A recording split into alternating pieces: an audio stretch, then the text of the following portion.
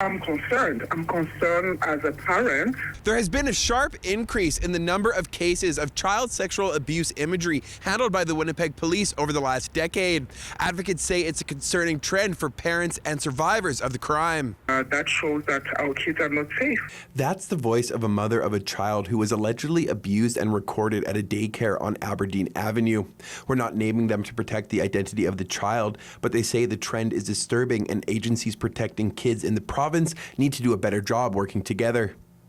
From my position, I don't know what's wrong, but what I would say is when I see how our own case has been handled and how long it's taking, how difficult it is to get information and to know what's happening, I'm like, for sure something needs to change. Information from Statistics Canada indicates in 2020, Winnipeg police recorded 251 violations where people were making or distributing child sexual abuse imagery, an increase of 60% over 2019 when 157 violations were reported, and an increase of more than 400% when compared to 2018 when only 48 instances were reported. Violations for possessing and accessing child sexual abuse imagery also climbing, Winnipeg seeing an increase of more than 38% year over year, with 181 instances recorded in 2020 compared to 131 in 2019 and 63 the year previous. I think we're seeing it everywhere, so Winnipeg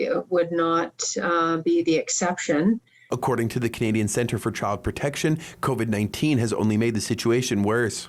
We've seen a mass hit to children through the pandemic. So while the problem was of significant proportion prior to the pandemic, the increased time at home, it could be the offender within the home with access to children or kids' increased engagement online, has resulted in really a mass increase in reports into the national tip line.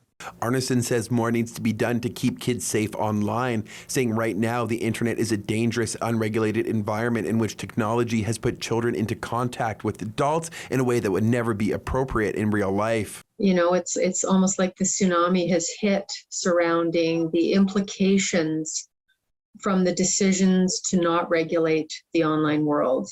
She stressed the international problem needs a global response from provincial and federal levels of government, saying the situation is growing at a rapid pace. It's of epic proportions. We cannot keep up. So we should all be concerned that this level of harm is occurring to kids. We don't permit it offline, and it's only going to get worse if we don't make some really critical decisions to reel in what's happening on the internet. City News Winnipeg reached out to the Winnipeg Police Service for comment on the increase, but a response was not received by deadline. In recent weeks, they have reminded the public that offenders who target children can be anywhere. These are crimes of access and opportunity. The offenders in this type of situation, they don't hide behind the proverbial bushes. They're amongst us. They're in the places, unfortunately, where some of our children may attend to. It's a good time to educate your children and educate yourself. In Winnipeg, Modjeski, City News.